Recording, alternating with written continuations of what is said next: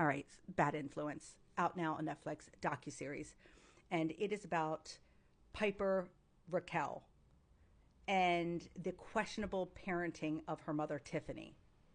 And I have to say that started when she named her kid Piper.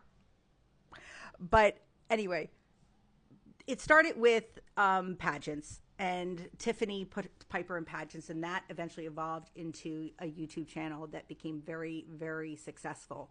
But along the way, Tiffany's mom started adding other kids in the mix, and that's kind of when all this kind of goes crazy. Because honestly, you can exploit your own kid on social media. There are no laws against that.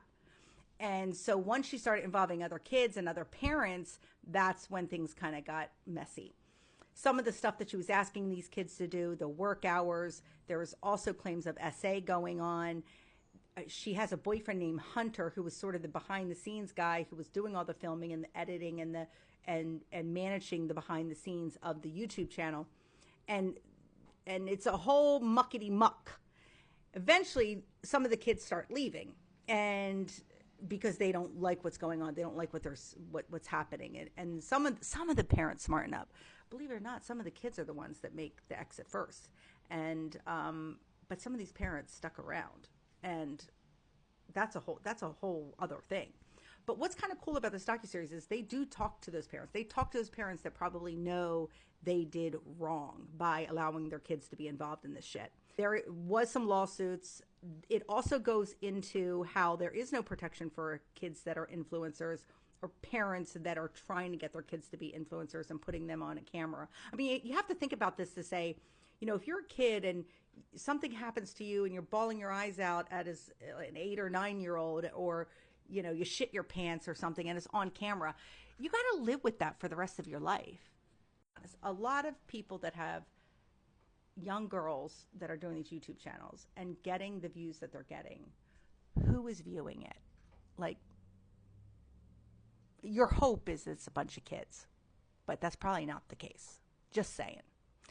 And also being a kid and being the breadwinner of a family. I mean, you have to realize that some of these YouTube channels, they're making millions. I mean, some of them are making like $500,000 a month, if not more. So that must be really tough for a kid to know that, that you are the sole provider of a family. It does go into people that are advocating for kids today and people trying to make change. SAG, I know, has implemented some changes for kid actors, child actors, but that does not go into the social media world. These are for people that are part of SAG.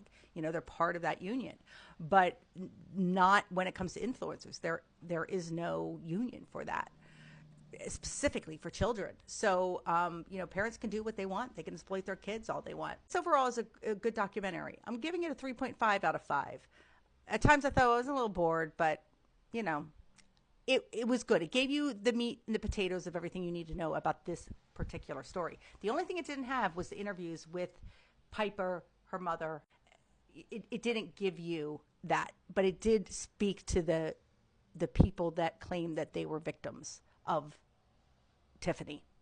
Go check it out now. It's on Netflix.